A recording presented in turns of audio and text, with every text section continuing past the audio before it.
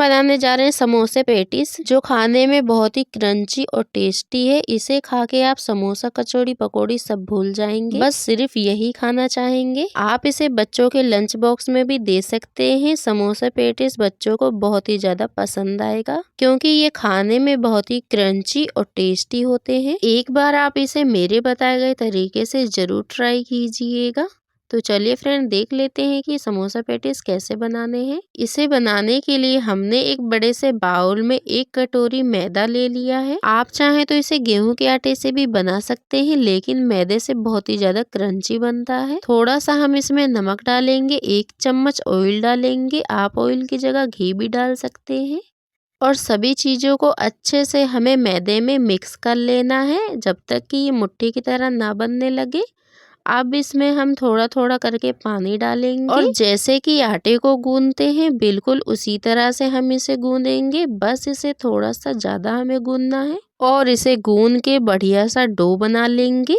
तो देखिए फ्रेंड, हमने इसे अच्छे से गूंद लिया है और हमारा मैदा हो चुका है अब एकदम तैयार।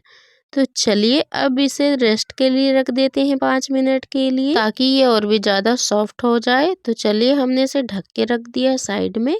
और यहाँ पे हमने 2 मीडियम साइज के उबले हुए आलू ले लिए हैं। आलू को हमने अच्छे से ठंडा करके छील लिया है। एक मीडियम साइज के ग्रेटर से हमें दोनों आलू को अच्छे से ग्रेट कर लेना है। इसमें लम्स नहीं रहना चाहिए। आप चाहें तो इसे मैशर से या किसी कटोरी या गिलास से अच्छे से मैश कर सकते हैं। तो चलिए फ्रेंड, अब गैस की तरफ चलते हैं। तो गैस पे हमें कढ़ाई या फैन को रख लेना है। इसमें 1 चम्मच ऑयल डालेंगे। जब हमारा ऑयल गर्म हो जाएगा तब हम इसमें आधा छोटा चम्मच अजवाइन डाल लेना है और आधा छोटा चम्मच जीरा डालेंगे। 2 बारीक कटी हुई हरी मिर्च डाल लेनी है। सभी चीज़ों को अच्छे से हमें मिक्स करना है और 1 मिनट के लिए ऐसे ही चटकने देंगे। जब सभी चीज अच्छे से चटक जाएगी तब हम इसमें एक मीडियम साइज के प्याज को बारीक काट के डाल लिया है और इसे हल्का लाल होने तक हमें इसे पकाना है। तो देखिए इसमें हल्का हल्का सा लाल हो चुका है। तो अब हम इसमें 1 चम्मच धनिया पाउडर डालेंगे, आधा छोटा चम्मच गरम मसाला पाउडर, आधा छोटा चम्मच लाल मिर्च पाउडर। मिर्च आप अपने अनुसार रख सकते हैं, आपको कम तीखा खाना या ज्यादा तीखा।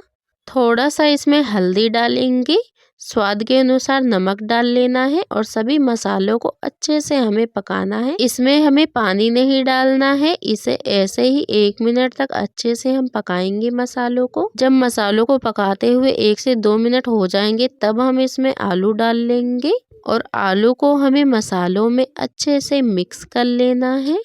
तो हमें आलू को ज़्यादा पकाने की ज़रूरत नहीं है, बस 2 से 3 मिनट के लिए पकाएंगे अच्छे से। सभी चीज़ों को अच्छे से पकाने के बाद अब हम इसमें थोड़ी सी बारीक कटी हुई हरी धनिया डालेंगे और हरी धनिया को आलू में हमें अच्छे से मिक्स कर लेना है। सभी चीज़ों को हमने गैस का फ्लेम मीडियम पे ही पकाया है।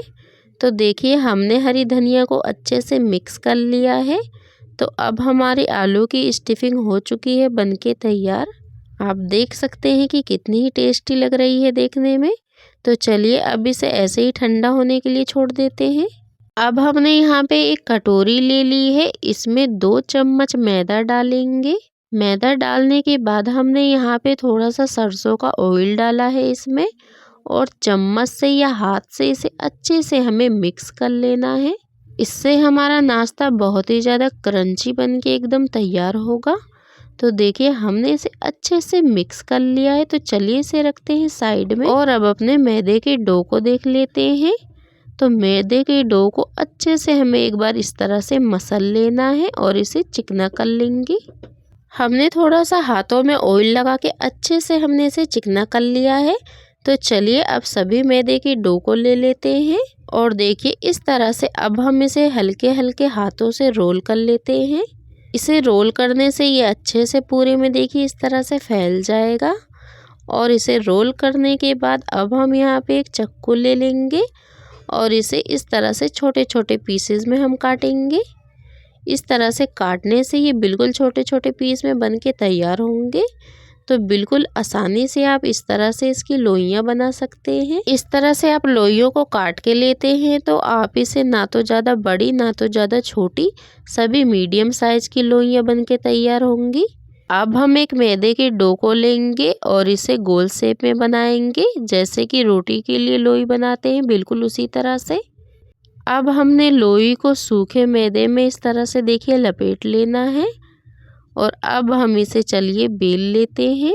तो हमें इसे बिल्कुल हल्के हल्के हाथों से बेलना है और एक बड़ी सी जैसे कि रोटी को बेलते बिल्कुल उसी तरह से हम इसे बेल लेंगे। तो देखिए हमने इसे बेल के तैयार कर लिया है।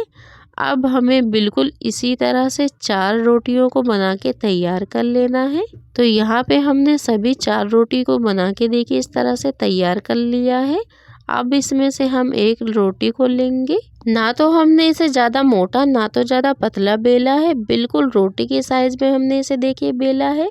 अब हमने जो ऑयल से और मैदा से बना के तैयार किया है उसे हम इस रोटी के ऊपर देखिए इस तरह से लगाएंगे।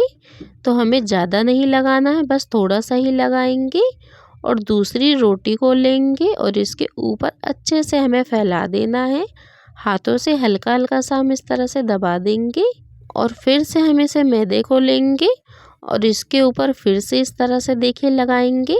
तो बीच में हमें इसे ज़रूर लगाना है और फिर इसे हम तीसरी रोटी को भी देखिए इस तरह से रख देते हैं। जहाँ से भी रोटी छोटी लगे तो आप इस तरह से हाथों से इसे फैला सकते हैं और हल्के हल्के हाथों से बस दबा देना है। अब हम इसे देखिए फिर से थोड़ा सा ले लिया है हमने मैदा और अब हम इसे रोटी पे भी लगा देते हैं और चौथी रोटी को हम इसके ऊपर डाल देते हैं और बढ़िया से हम इसे दबाते हुए इस तरह से देखिए फैलाएंगे और बेलन से अब हम इसे हल्के हल्के से पूरे में बेल लेते हैं ताकि ये रोटियां अच्छे से चिपक जाएं। तो बिल्कुल इसी तरह से आपको रोटी को बेल लेना है देखिए ऊपर से। अगर आप इस तरह से बनाते हैं तो बहुत ही ज़्यादा टेस्टी नाश्ता बनके तैयार होगा।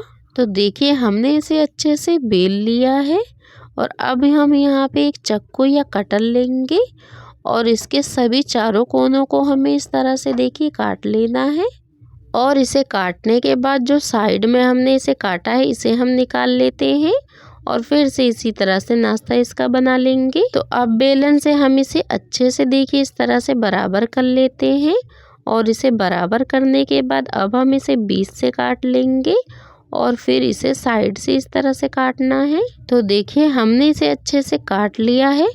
तो बहुत ही आसानी से देखिए निकल जाता है, बिल्कुल भी ये चिपकता नहीं है। तो हमने इसे काट के एक अलग प्लेट में रख लेते हैं। आप इसे बड़े साइज में या छोटे साइज में काट सकते हैं, ये आपकी मर्जी है आप इसे कितना बड़ा या छोटा रखते हैं। तो सभी को हमने एक अलग प्लेट में देखिए रख लिया है। तो चलिए अब इसमें से एक पीस को लेंगे और बेलन से इसे अच्छे से हम इस तरह से देखिए पतला कर लेते हैं बेल के। और इसे बेलने के बाद अब हमने जो आलू की स्टफिंग बन के तैयार की थी इसे हमने अच्छे से ठंडा कर लिया है और अब हम 1 चम्मच भर के इसमें देखिए इस तरह से डालेंगे बीच में और इसे रखने के बाद हमने यहाँ पे पानी लिया है और सभी किनारों में हमें इस तरह से इसे लगा लेना है। अब साइड के किनारे को हम देखिए पकड़ेंगे और इसमें भी हल्का सा हमने पानी लगा लिया है और दूसरे साइड के किनारों को हमने पकड़ के इसे बंद कर दिया है और अब हम इसे एक साइड से और देखिए इसे आसानी से चिपका देते हैं। और अब हम जो इसके खुले खुले कोने को हैं तो इस तरह से हल्के हल्के हाथों से देखिए इस तरह से हम इसे बंद कर देंगे। इससे हमारा नाश्ता देखने में भी बहुत ही ज़्यादा अच्छा लगेगा। तो बिल्कुल हमने इसे हल्के हल्के हाथों से देखिए बना लिया है। अब हमारा एक नाश्ता हो चुका है देखिए बन के तैयार। तो बिल्कुल इसी तरह से हमने सभी नाश्तों को कर लिया है बना के तैयार। आप देख सकते हैं फ्रेंड कि नाश्ता हमारा देखने में कितना ही अच्छा लग रहा है। आप इसे बड़े पीस में या छोटे पीस में किसी भी शेप में बना सकते हैं।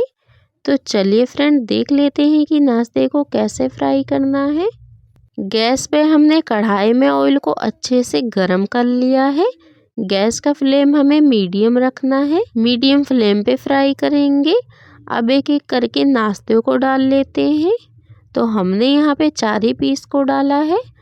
अब चम्मच से हम इसके ऊपर भी अच्छे से ऑयल डाल देते हैं और अब हम नाश्ते को दूसरी तरफ पलट लेते हैं ताकि दूसरी तरफ से भी अच्छे से गोल्डन फ्राई हो। गैस का फ्लेम हमें मीडियम रखना है। मीडियम फ्लेम पे गोल्डन फ्राई करेंगे। अगर आप गैस का फ्लेम हाई रखते हैं तो नाश्ता जल सकता है, इसलिए गैस का फ्लेम मीडियम रखना है। और देखिए इसे ऐसे ही नाश्ते को अलट पलट के अच्छे से हमें फ्राई करना है। तो देखिए इसमें बहुत ही अच्छा सा कलर आ चुका है। तो बिल्कुल इसी तरह से हमें इसे फ्राई करना है। तो चलिए अब एक एक करके सभी नाश्तों को निकाल लेते हैं। और जो बाकी का बचा हुआ नाश्ता है बिल्कुल इसी तरह से हम उसे फ्राई कर लेंगे। तो अब हमने सभी नाश्ते को एक अलग प्लेट में निकाल लिया है। और यहाँ पे हमने देखिए फ्रेंड्स सभी नाश्तों को फ्राई करके ले लिया है। अब आप इसे चाय के साथ या चटनी के साथ या फिर इसे ऐसे भी खाइए, ये खाने में बहुत ही टेस्टी लगता है। फ्रेंड अगर आपको हमारी जरा सी भी नाश्ते की रेसिपी पसंद आई है तो वीडियो को लाइक करें, कमेंट करें, शेयर करें। अगर आप मेरे चैनल पे नए तो प्लीज़ सब्सक्राइब माई चैनल ऐसी ही रेसिपी से जुड़ी वीडियो देखने के लिए। फ्रेंड ज़रूर ट्राई कीजिएगा। तो चलिए फ्रेंड आपसे मिलते हैं एक नई रेसिपी के साथ।